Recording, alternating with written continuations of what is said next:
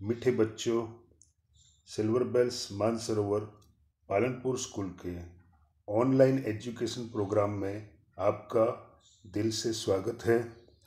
बाल मित्रों, आज हम standard 9th subject Hindi chapter number 6, उसका नाम है मेरी बीमारी श्यामा ने ली।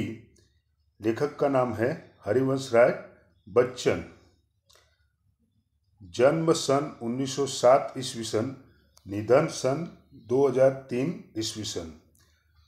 बाल मित्रों, आपने महानायक अमिताभ बच्चन का नाम सुना होगा। बॉलीवुड के शहंशाह अमिताभ बच्चन, उनके पापा का नाम था हरिवंश राय बच्चन। तो वो कवि थे और लेखक भी थे। उनका परिचय देखते हैं। हिंदी साहित्य में हरिवंश राय बच्चन का नाम उनकी एकमात्र कृति से ही अमर हो गया। हालांकि विपुल मात्रा में साहित्य सर्जन किया है।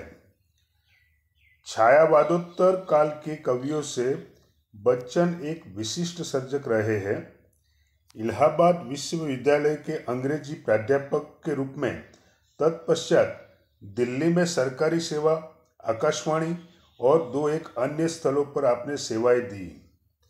भारत के विशिष्ट कवि के रूप में राष्ट्रपति जी ने उन्हें राज्यसभा का सदस्य मनोनीत किया था। प्रारंभिक नौकरी पायोनियर प्रेस में की थी। मधुशाला के कवि के रूप में बच्चन जी को इतनी शोहरत मिली कि उनकी मधुशाला का सभा सम्मेलनों, कवि गोष्ठी आदि में होता था। लोग बड़ी संख्या में उमड़ते थे। कैम्ब्रिज यूनिवर्सिटी से जॉन पेट्स नामक कवि के समग्र वाङ्मय पर आपने पीएचडी की है। केंद्रीय मंत्रालय दिल्ली में आपने हिंदी विशेषज्ञ के रूप में अप्रतिम कार्य किया है। आपको कई पुरस्कार जैसे सोवियत लैंड पुरस्कार, साहित्य अकादमी पुरस्कार और पद्म विभूषण आदि प्राप्त हुए हैं। तीर पर कैसे रुकूं मैं, आज लहरों का निमंत्रण और इस पार प्रिय तुम हो, मधु है उस पार न जाने क्या होगा जैसी काव्य पंक्तियां आज भी लोगों की जबान पर है। मधुशाला, निशा निमंत्रण, सप्तरंगिनी, मिलन यामिनी, आकुल अंतर और एकांत संगीत नामक इनके सुप्रसिद्ध काव्य संग्रह है। तो क्या भूलूं क्या याद करूं, नीड़ का निर्माण फिर, बसेरे से दूर और 10 द्वार से सोपान तक शीर्षक से 4 खंडों में लिखी आपकी आत्मकथा है। मेरी बीमारी श्यामा ने ली आत्मकथांश है, जो क्या भूलूं क्या याद करूं में से लिया गया है। फिर से ये याद रखो, मेरी बीमारी श्यामा ने ली, यह चैप्टर आत्मकथांश है और ये किसमें से लिया गया है? क्या भूलूं क्या याद करूं। बच्चन जी की प्रथम पत्नी का नाम श्यामा था। हरिवंश राय बच्चन की प्रथम पत्नी का नाम श्यामा था और दूसरी पत्नी का नाम था तेजी बच्चन। लेकिन श्यामा जो थी वो कम उम्र में एक्सपायर्ड हो गई थी, जो सही अर्थ में एक आदर्श जीवन संगिनी थी। श्यामा की बीमारी उसकी खुद की न होकर बच्चन जी की थी, जो सेवा करते करते ले गई थी। बच्चन जी का यह मंतव्य श्यामा की पति भक्ति, कर्तव्य परायणता और निष्ठा का प्रतीक है। प्रस्तुत आत्मकथांश में श्यामा की बीमारी का दर्दनाक और कारुण्य सभर निरूपण मिलता है, तो दूसरी ओर कवि की भावुकता और संवेदनशीलता का प्रकटीकरण मिलता है। क्या भूलूं क्या याद करूं श्री हरिवंश राय बच्चन की आत्मकथा है। हिंदी के इस सुप्रसिद्ध कवि ने अपने संस्मरण बड़े ही रोचक ढंग से आलेखित किए हैं। कवि अपने जीवन की घटनाओं के साथ उस युग का चित्र भी दे देता है। प्रस्तुत अंश क्या भूलूं क्या याद करूं में से लिया गया है। इसका यह शीर्षक मेरी बीमारी श्यामा ने ली विषय वस्तु का भी निर्देश करता है। तो मेरी बीमारी श्यामा ने ली, जो प्रस्तुत चैप्टर है, लेसन है, वो हरिवंश राय बच्चन जी ने लिखा है। और ये किस में से लिया गया है? तो प्रस्तुत अंश क्या भूलूं क्या याद करूं में से लिया गया है। तो चैप्टर स्टार्ट करते हैं।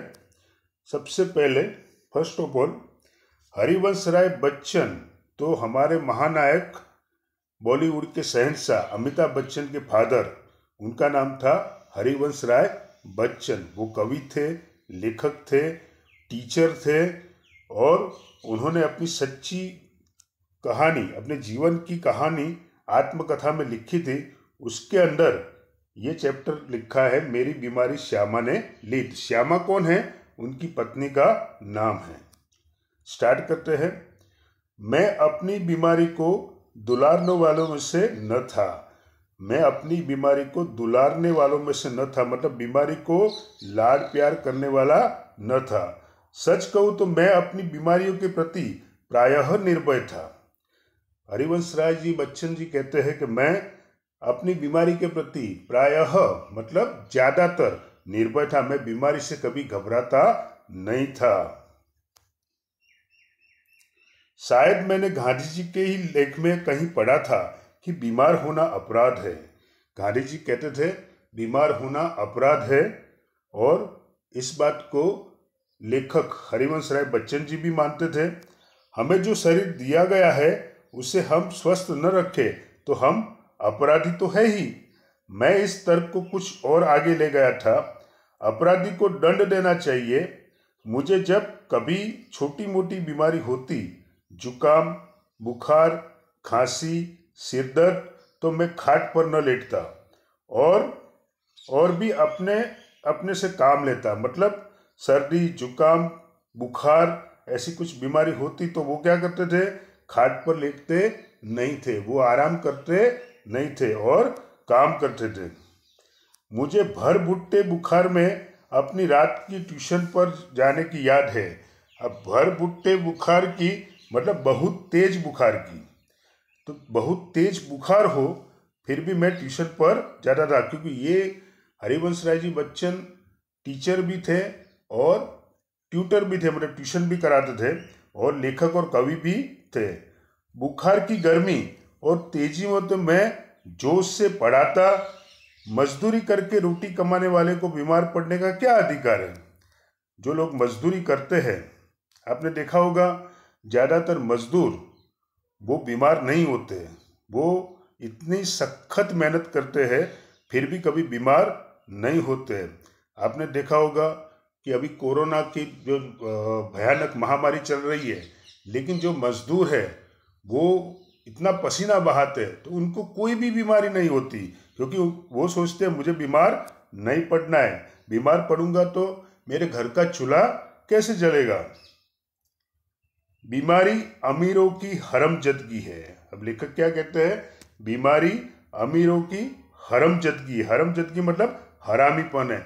ये जो अमीर लोग हैं वही बीमार हो सकते हैं, क्योंकि उनको पैसे का कोई प्रॉब्लम नहीं है। वो आराम करे तो उनको कोई प्रॉब्लम नहीं होगा। लेकिन मजदूर आदमी, गरीब आदमी अगर बीमार होगा तो उसको बहुत सारे प्रॉब्लम्स फेस करने पड़ेंगे। गरीबों को उसे अपने पीछे न लगना चाहिए। लिखने में तो ऊंचा बुखार मुझे सब तरह से सहायक, प्रेरक और प्रोत्साहक लगता। ये तो कवि और लेखक थे, तो वो लिखते थे, तो जब तेज बुखार होता था तो भी वो लिखते थे और उनको वो मोटिवेट करता था, इंस्पायर्ड करता था। एक तरह की आग जिससे मेरी अनुभूतियों में ताप आता, जिसमें गल पिघल कर मेरा हृदय ढलता। एक तरह की भट्ठी जो मेरे विचार, भाव, कल्पनाओं को उबाल देकर उच्छलित करती। यह तो मैं नहीं कहूँगा कि बुखार में मैं अदबदा कर लिखता था। अदबदा कर लिखता था मतलब हट करके, जिद करके लिखता था। पर अगर मैं लिखना चाहता था तो बुखार मेरे लिए कोई बाधा नहीं बन सकता था। हल्के बुखार में तो मेरे सब काम हस्ब मामूल मतलब रोजिंदे दैनिक क्रिया रोज की तरह, हस्ब मामूल मतलब दैनिक क्रिया रोज की तरह होते रहते थे। कोई मेरा बदन छूकर कभी कहता था कि तुम्हें तो बुखार है, तो मैं पट से जवाब देता था, हाँ बुखार है और मैं भी हूँ। यानी बुखार तो है पर मैं भी हूँ। कहने का मतलब हरिवंश राय जी बच्चन बीमार होना अपराध समझते थे और बीमारी के बावजूद भी वो अपना वर्क कंटिन्यू करते थे और वो कहते थे, हाँ मैं बीमार तो हूँ लेकिन मैं भी हूँ, मतलब मैं हार मानने वाला नहीं हूँ। शायद किपलिंग ने अपनी आत्मकथा में लिखा है, ये किपलिंग जो है वो अंग्रेज साहित्यकार है।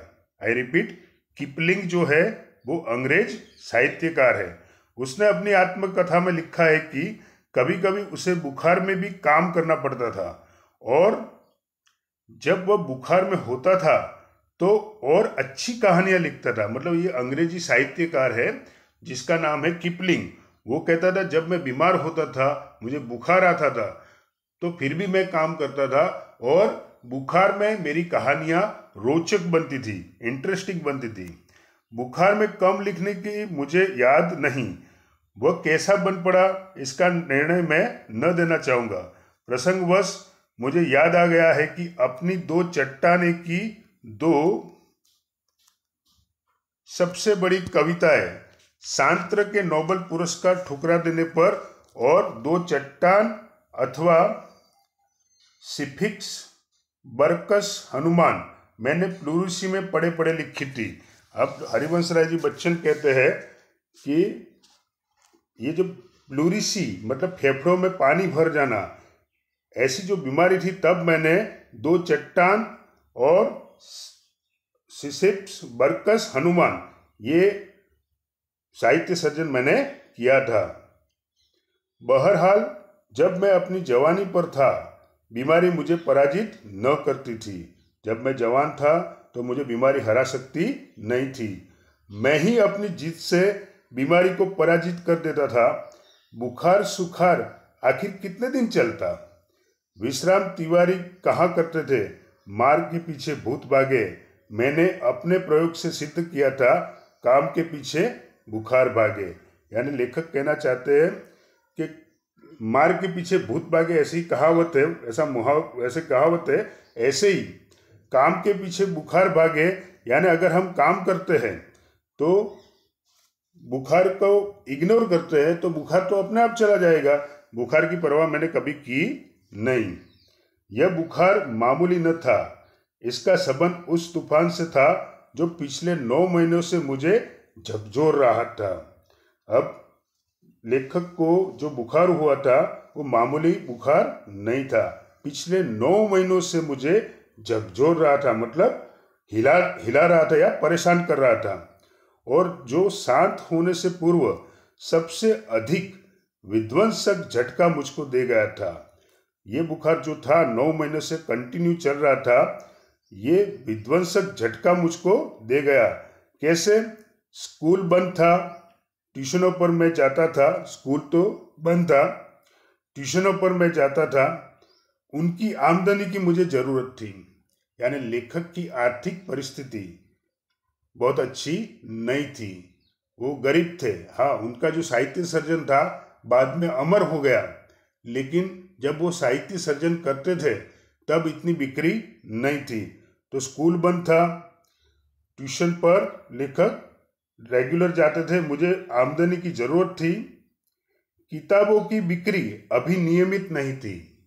यानी उनका जो साहित्य सर्जन था, जो किताब वो लिखते थे, वो रेगुलर उसकी बिक्री नहीं होती थी। कर्ज सिर पर चढ़े थे, बुखार 10 दिन चला, 20 दिन चला, महीने भर चला, 2 महीने चला, जुलाई आ गई। कहने का मतलब बुखार तो कंटिन्यू चालू रहा। अब बुखार के साथ ट्यूशन पर ही न जाना होता था। अब इतना बुखार बढ़ गया कि ट्यूशन बंद हो गया। ये हरिवंश राय जी बच्चन की सच्ची कहानी है, उनके जीवन की सच्ची कहानी है।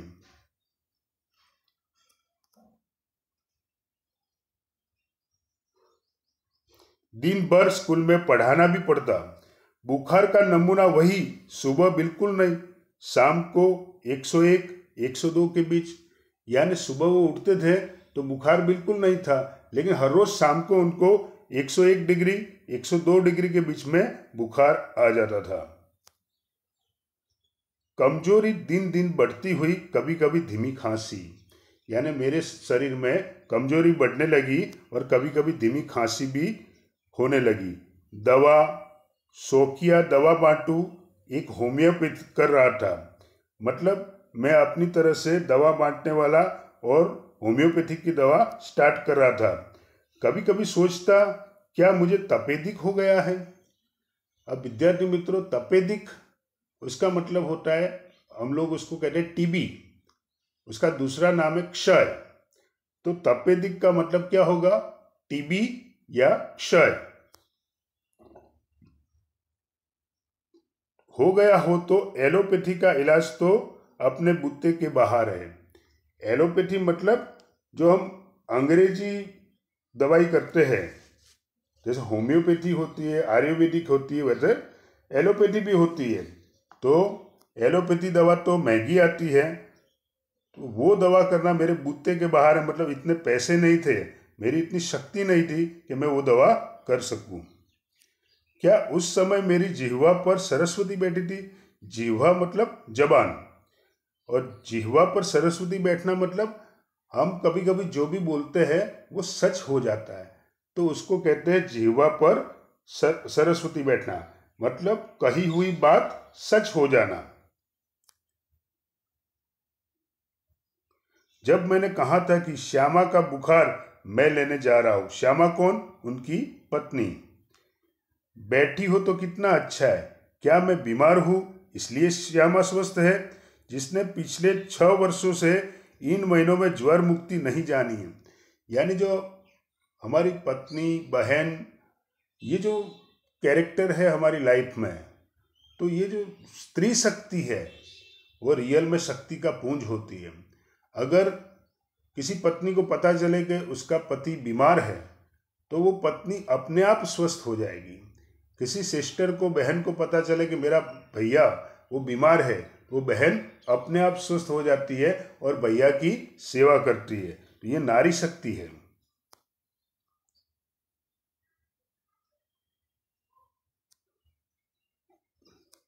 पर श्यामा को मेरी बीमारी भीतर ही भीतर खाए जा रही थी। उसने अपने इच्छा बल से जैसे अपने को स्वस्थ कर लिया था, वह भी कहीं मेरी चिंता न बन जाए।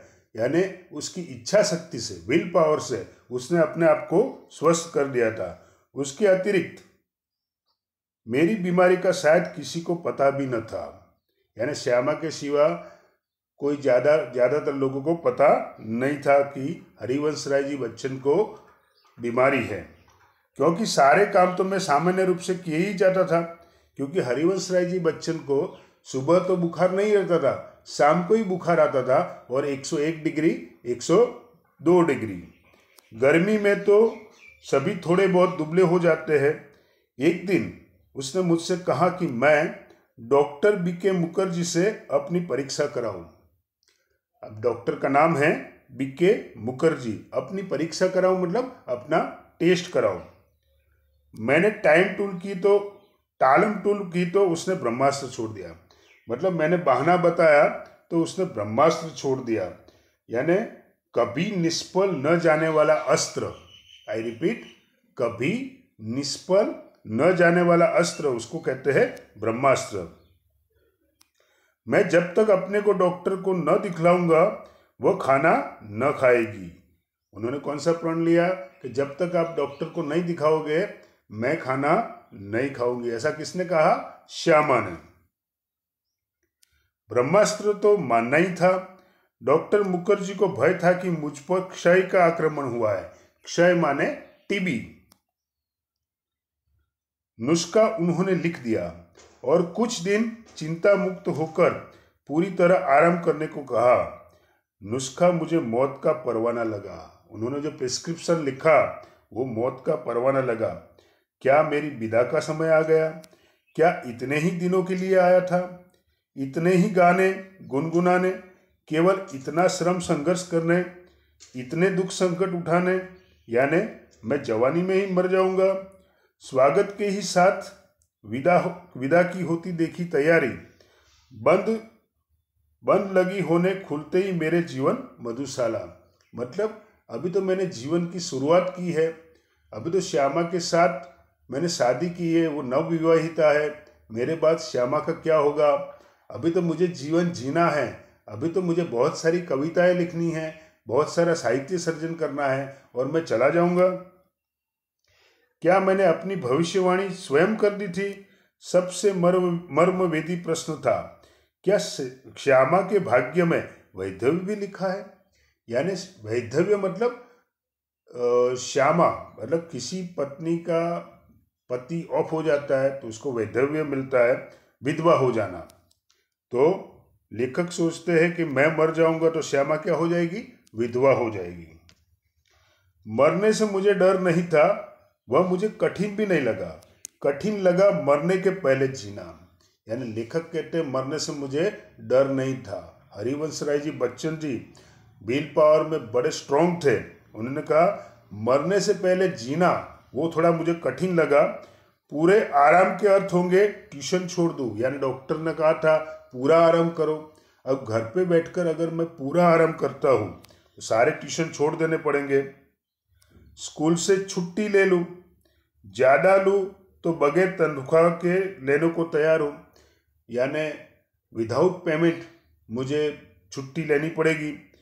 फिर घर का खर्चा कैसे चलेगा?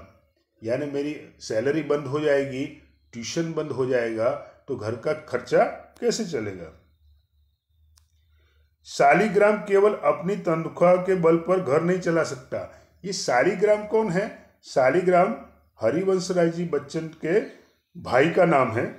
तो हरिवंश राय जी बच्चन के भाई का नाम है शालिग्राम। तो उसकी तनख्वाह पर तो घर नहीं चल सकता, कल उसकी बदली हो सकती है, तब वे एक पैसा भी घर बेचने की स्थिति में न होंगे। यानी भाई भी हेल्प कर करके कितनी करेगा? और मान लो उसकी ट्रांसफर हो गई तो मेरा घर कैसे चलेगा? महंगी महंगी दवाएं कहाँ से आएगी? किताबों से आमदनी अनियमित और अनिश्चित है।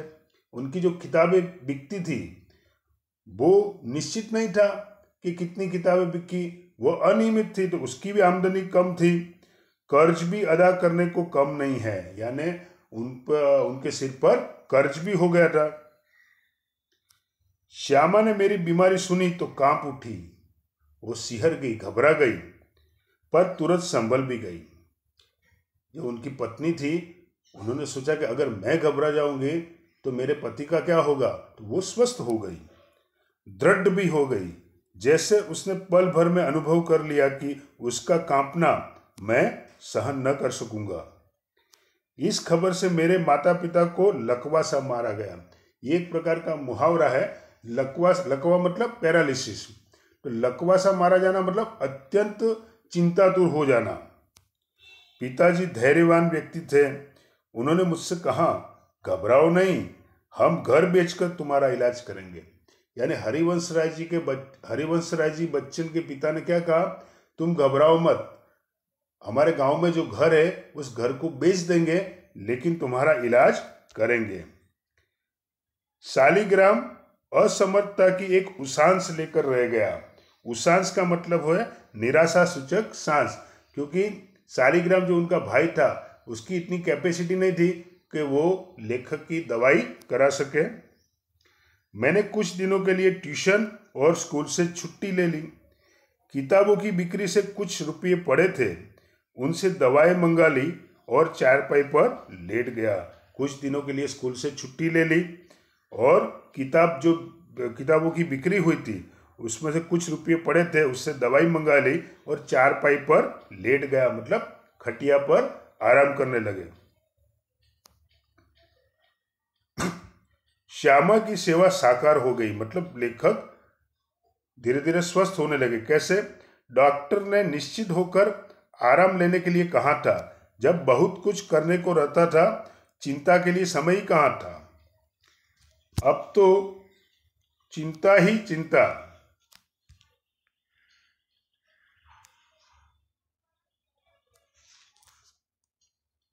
अब तो चिंता ही चिंता करने को थी। विशेष चिंता भी मुझे सिर पर चढ़े कर्ज की। मेरा इलाज हो या न हो, पर कर्ज की किस्तें तो जानी ही चाहिए। उसकी नियमित अदायगी के साथ मेरी साख जुड़ी थी। उसका जाना मेरे मरने से पहले ही मेरी मौत होगी। यानी जो मैंने कर्ज लिया था, वो कर्ज की किस्तें किस्तें मतलब इंस्टॉलमेंट, वो तो रेगुलर जाना ही चाहिए। नहीं तो मेरी साख, साख का मतलब आबरू, इज्जत, उसका क्या। यानी हरिवंश राय जी बच्चन को अपनी इज्जत, अपनी आबरू की बहुत पड़ी थी। वो सोच रहे थे अगर रेगुलर इंस्टॉलमेंट नहीं गया कर्ज का तो मेरी इज्जत का क्या होगा। तो विद्यार्थी मित्रों, पेज नंबर 26 तक पार्ट 1 रखते हैं। थैंक यू, धन्यवाद।